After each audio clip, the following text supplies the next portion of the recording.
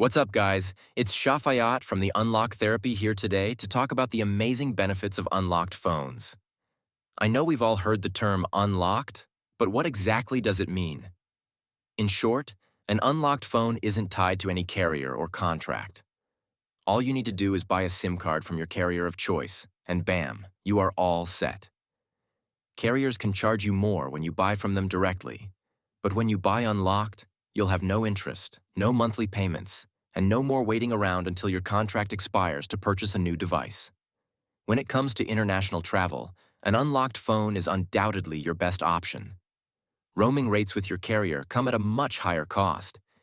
Instead, you can travel with your unlocked phone, buy a SIM card at your destination, and enjoy the same low rates as the locals.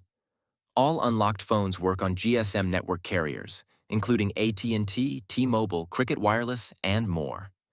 Now that you know the benefits of buying unlocked, which phone will you buy first? Visit blueproducts.com to browse our entire selection of unlocked phones. Leave us a comment down below and let us know which one is your favorite. Thanks for watching, and be sure to like and subscribe so you never miss out on our latest videos.